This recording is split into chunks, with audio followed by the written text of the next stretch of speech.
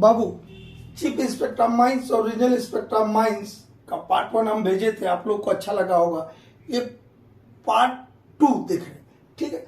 Part 2 में पहला चीज लेते हैं रेगुलेशन 7, और हम यहां ऊपर लिख दिया नोटिस ऑफ, कि इतने नोटिस बताए हैं। कौन कौन से notice? Notice of change in the name of mine, notice of change of ownership, notice of change of address of owner agent और manager, notice of appointment of agent manager assistant manager ventilation अफसर safety अफसर engineer surveyor. कितने person है? 7 person, ठीक है। And termination of above 7 person, यहां जो अभी हमने नाम बताए उनका टर्मिनेशन कब करेंगे हम? ये काम के लिए जितने काम बताए 1 2 3 4 और 5 काम बताए हैं, ये 5 काम के लिए जो नोटिस है चेंज होने के 7 दिन के अंदर में किसको किसको नोटिस देंगे? चीफ इंस्पेक्टर ऑफ माइंस और रीजनल इंस्पेक्टर ऑफ माइंस को, ठीक है। ये change in the name of the mine कौन फॉर्म में नोटिस देंगे? 2A में। चेंज ऑफ ओनरशिप का किस में देंगे? 2B में। Change of address of owner agent और मैनेजर किस में देंगे? 2C में। Appointment of agent manager assistant manager ventilation अफसर सेफ्टी अफसर इंजीनियर सर्वेयर का अपॉइंटमेंट करना है, ये तो 7 पर्सन का किस में देंगे? 2D में देंगे। अब हम क्या करेंगे? कभी क्वेश्चन पूछेंगे या कोई पूछेगा तो ये सब थोड़ी पूछेगा, एक कोई पूछ लेगा सर्वेयर, तो सर्वेयर सोचेगा तो नॉन एग्जीक्यूटिव है, ठीक है, वो ऑफिशियल है, ठीक है। आपके कंपनी को इंडिया में नॉन एग्जीक्यूटिव CMR के तो वो ऑफिशियल है, तो उसका भी अपॉइंटमेंट हम पूछ लेंगे कि सर्वेयर का अपॉइंटमेंट किस फॉर्म में जाता है, तो इनका याद रखेगा लोग, एजेंट मैनेजर असिस्टेंट मैनेजर, बाकी का याद रखे। सर्वेयर पूछ लिया तो गड़बड़ा जाएगा। तो कौन कौन से 7 आदमी के अपॉइंटमेंट का नोटिस देना है आपको? स्टैट्यूटरी CIM और RIM को अपॉइंटमेंट के 7 दिन, ये जितने काम लिखे इनके 7 दिन के अंदर, टर्मिनेशन किया तो 7 दिन के अंदर आपको 2E में नोटिस देना है। 7 आदमी में से किसी को भी आपने टर्मिनेट किया है तो उसका नौकरी से खत्म हो गया, नौकरी से निकाल दिया आपने, तो 2E में उसका क्या देना है?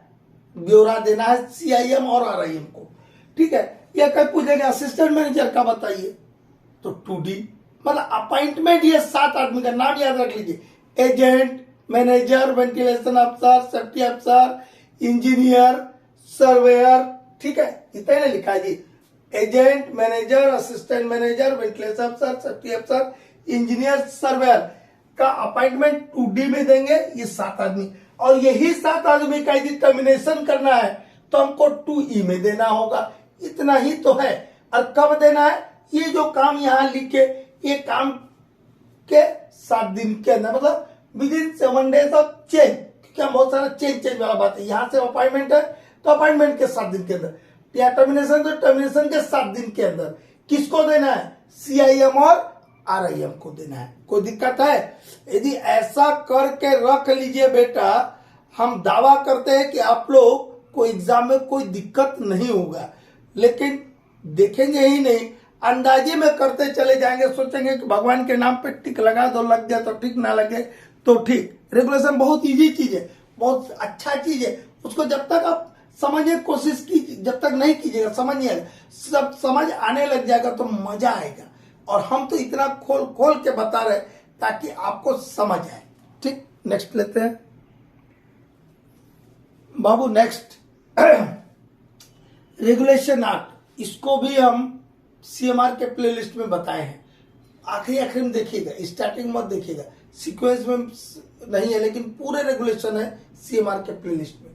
रेगुलेशन 8 में क्या है? Notice of danger occurrence and accident. तो यह 2 चीजें लोग एक पूछता है, अरे notice of dangerous occurrence, dangerous occurrence का हम डेफिनेशन भी वहां बताए, डेंजरस ऑकरेंस का लिस्ट बताए, 1-2 और सुन लीजिए। डेंजरस ऑकरेंस के वार्निंग सिस्टम का कोई पार्ट टूट जाना, वार्निंग रोड टूट जाना, ओबी डंप स्लाइड कर जाना, बेंच फेल हो जाना, ठीक है, इग्निशन हो जाना, एक्सप्लोजन हो जाना, फायर लग जाना, ये डेंजरस ऑकरेंस है, ठीक है।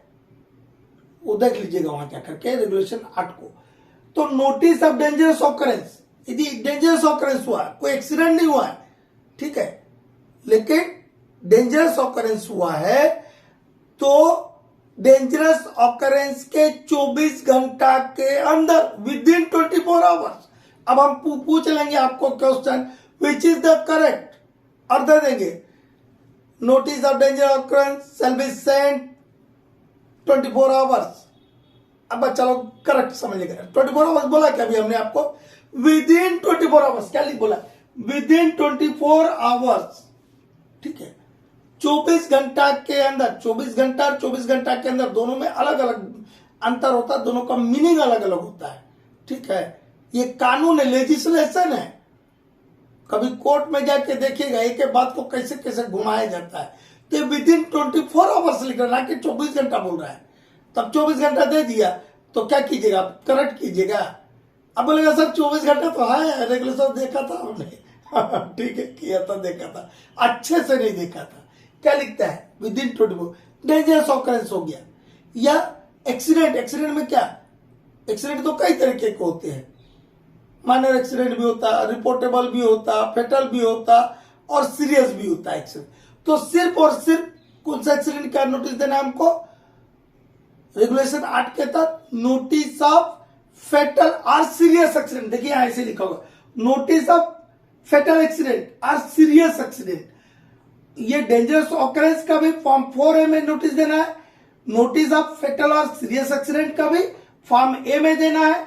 कब देना है, with in 24 hours of occurrence. 24 घंटा नहीं बोल रहा बेटा, विद इन 24 घंटा के अंदर, हिंदी वाले, with in 24 hours of occurrence. किसको देना है, सिर्फ डेंजरस ऑकरेंस हुआ है तो 3 आदमी को देंगे। डेंजरस ऑकरेंस में कितने आदमी देते हैं, 3 आदमी को, chief inspector mines, regional inspector mines और डीएम को।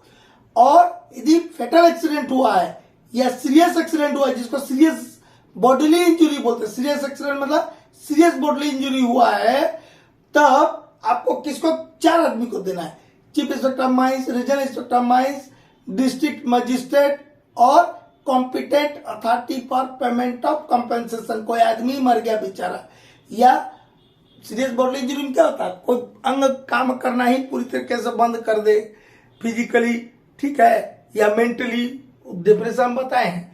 एफएमसी एसएमसी लेजिस्लेशन पार्ट 1 में बताए हैं, ठीक है।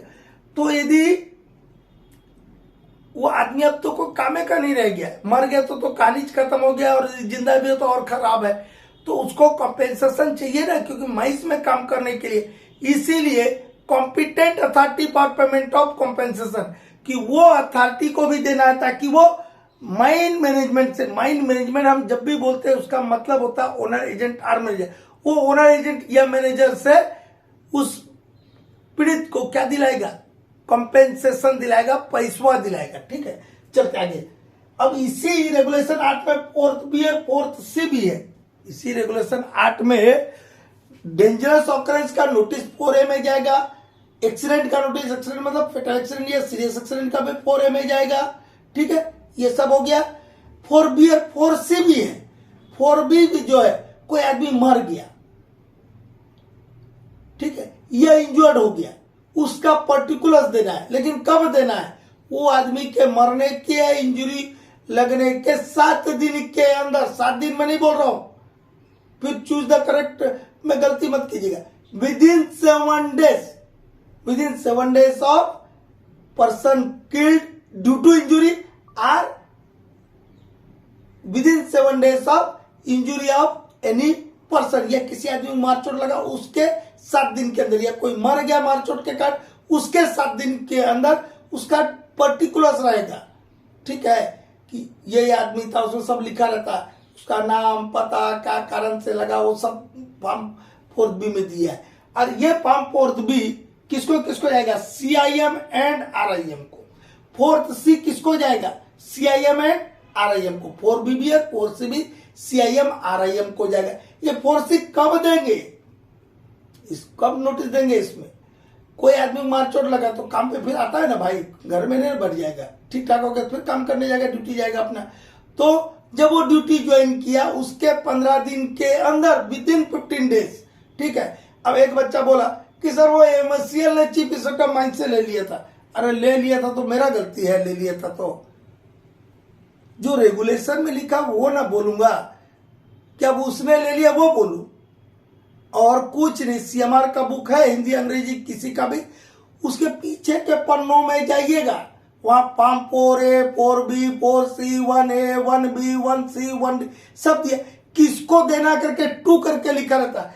देखेगा 4B में लिखा है कि नहीं, 2 में ये 2 आदमी का नाम, 4C में ये 2 आदमी का नाम, यदि वहां लिखा है तो उसको मानिएगा कि वो MCL ने क्या लिया था या GCL ने क्या लिया था उसको मानिएगा। अरे जो पहली बार आंसर सीट आता है वो करेक्ट आंसर सीट नहीं होता है, वो आपको आंसर की है, मतलब आपको मोटा मोटी बता दिया, बाद में वो करेक्ट भी होता है और बच्चा लोग गलत वाला लेकर के घूमते रहते हैं। और फिर जब सिलेक्शन का टाइम आता है तब नंबर कम और ज्यादा हो जाता है, बोलता गलत हो रहा मेरे साथ, गलत। अरे गलत नहीं हो रहा है, आपने गलत दिया था, ठीक है, अब सही हुआ है, उसके हिसाब से हो सकता है कि किसी का नंबर बढ़ गया, किसी का नंबर कम हो गया, ये भी बात है, थोड़ा सा इसका भी इस्तेमाल किया कीजिए। तो ये 2 पार्ट हो गए, चीफ इंस्पेक्टर और रीजनल इंस्पेक्टर माइंस को कौन कौन से नोटिस या परमिशन लेते हैं, अब 3rd पार्ट भी बताएंगे। ये दोनों पार्ट के ऊपर आप लोग को अच्छा लगता है तो कमेंट कीजिएगा कि हाँ ठीक है लगा, और समझ आया कि नहीं ये बताइएगा। ठीक, ओके, थैंक यू।